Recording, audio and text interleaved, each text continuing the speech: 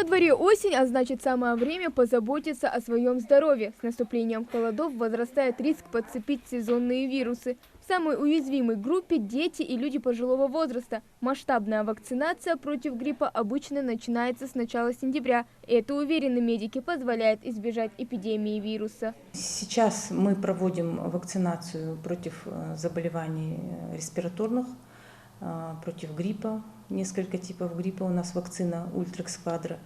И проводится как в образовательных организациях, так и на участках от 3 месяцев до 18 лет. Переживать об отсутствии вакцины не стоит. Препараты в прививочном кабинете всегда в запасе. Дополнительные партии поступают в течение всего сезона, как и против полиомиелита. Здесь призывают не игнорировать советы врачей. Тем более острое вирусное заболевание чаще легко спутать с сезонным гриппом. Зачастую у заболевшего наблюдает головную боль, озноб, усталость, кашель, насморк и температуру. Симптоматика полиомиелита может быть разная, как внешние признаки проявления полиомиелита, так и скрытые. Бессимптомно может протекать полиомиелит и с симптоматикой вялых параличей. Параличи как могут быть нижние, так и верхние параличи.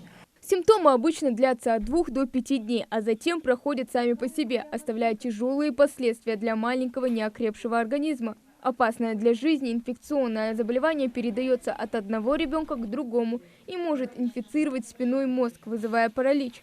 Поэтому предупреждают медики, важно соблюдать профилактические правила. Первое – это гигиена, особенно в скученных местах, это в детских коллективах, в школах, да, там в садиках.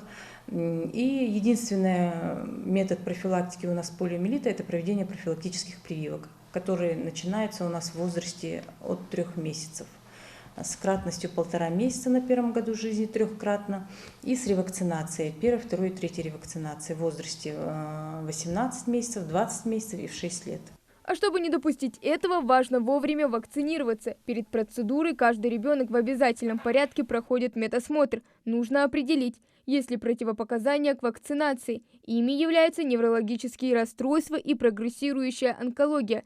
В остальных случаях прививка обязательна. Вакцинация протекает, в принципе, неплохо, особенно в последнее время.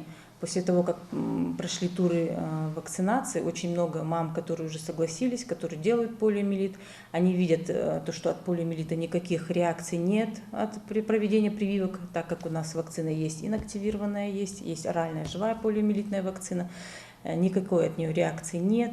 Они видят это, и они с удовольствием уже идут и на 1-ю, и на 2-ю, и на 3-ю прививку. Медики заявляют, вакцина-профилактика защищает от тяжелых инфекций более чем на 90%.